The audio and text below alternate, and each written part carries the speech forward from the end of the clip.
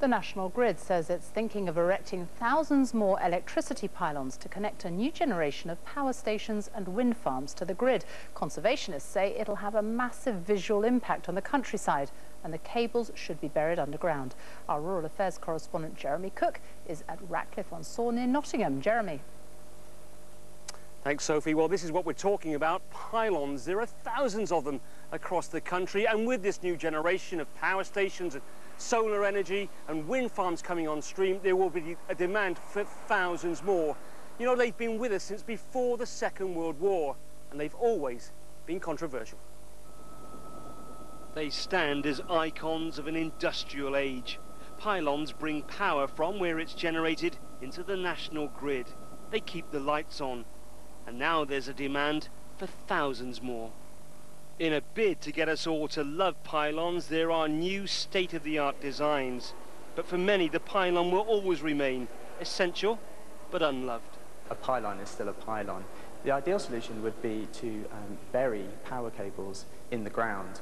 That way, any intrusion into our most cherished landscapes is kept to a minimum. Bryn Jones is carrying out his threat to sabotage the pylon. They've always been controversial. How about this for a bit of direct action, 1940s style? Still, by the 1950s, the network was almost complete, even if health and safety still needed some work. All a long way from the hard hats and high-vis of today. But the one constant is that moving 440,000 volts of electricity across the countryside is hard work. So what's the alternative? Well, conservationists insist more cables should be put underground, like here in the Wye Valley. Well, burying cable may sound easy, but in reality it looks like this. A 65-metre swathe cut through the countryside. And on each side of this temporary road there will be 2 trenches dug to take the cables themselves. And all of it, of course, comes at an immense cost.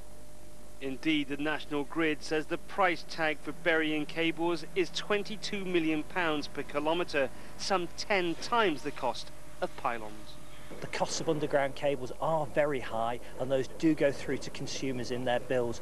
It's a question of how much we all want to pay for our electricity against the visual impact overhead power lines have. Conservationists argue it's a price worth paying, but persuading hard-pressed consumers to agree may prove a tall order. Now, we got a glimpse there of some of the entries in this national competition to come up with a potential successor for this classic old design. But can we ever learn to love the pylon? Now, there's a question. Sophie. Jeremy, thank you very much.